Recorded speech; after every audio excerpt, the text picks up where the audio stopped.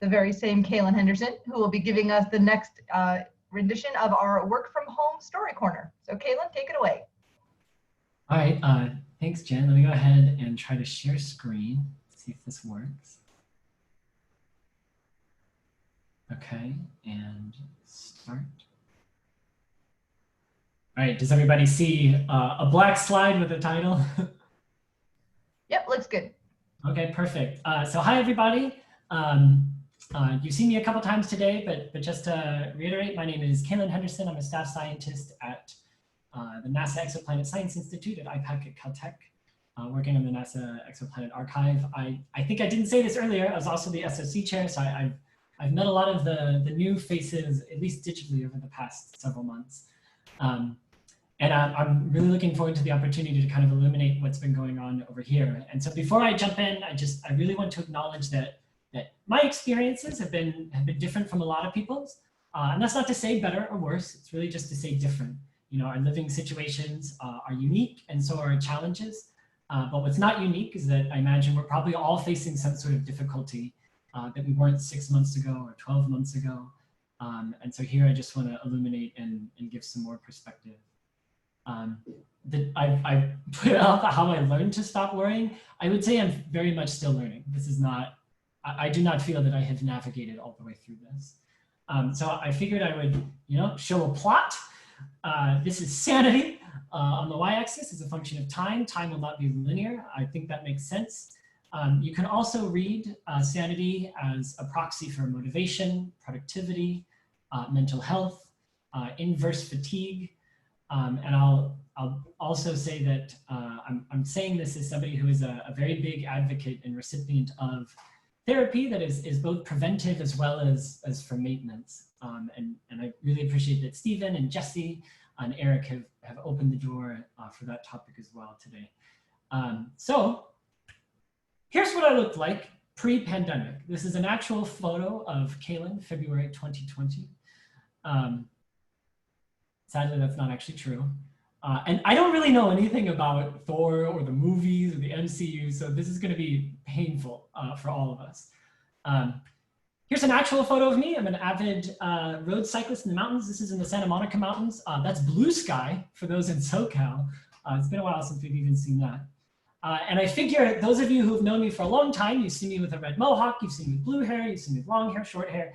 So what we're really going to do is do a little bit of a qualitative journey through how the pandemic has affected me. And you'll see it has very tangible results. So at the beginning, before everything happened, early February, things were fine. There's always bumps and wiggles on this. But in general, life was static and things were okay. It's rare, but I actually caught a photo, I think, at the exact moment that I realized this was going to be bad news.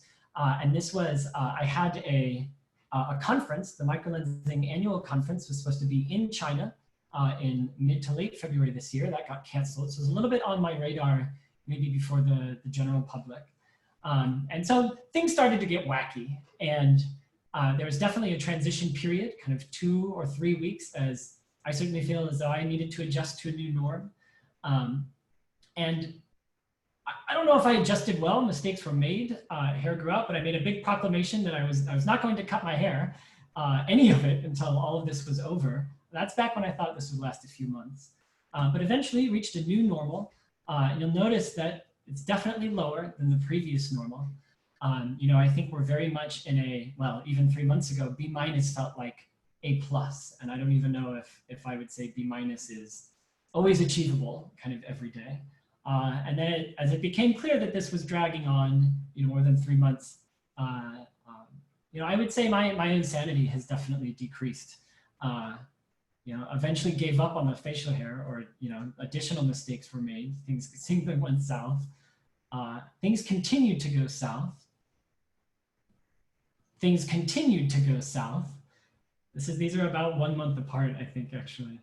And then the fires really hit in Southern California as well. So after months of saying that you can't really do that much, but you can go outside as long as you socially distance, well, that got flipped on its head.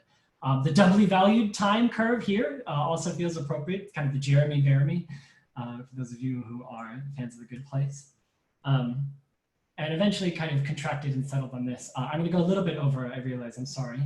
And really the goal is to get back up to here. You know, it's a dotted line because I wouldn't say that I've quite found, you know, my inner or outer Hemsworth. This is really how things have felt. So I'm definitely an extrovert. I'm a classically trained pianist. I throw music parties every few months. I enjoy hosting movie nights, board game nights, dinner parties, all this kind of stuff. But the paradigm has shifted.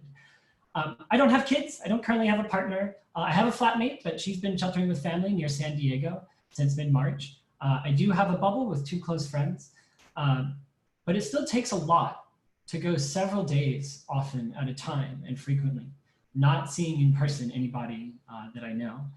And one of the things that I've really realized is in order to keep myself safe, or at least try, physically and physiologically, I've transferred a lot of the burdens such that they're mental and psychological and emotional. And that has taken a toll.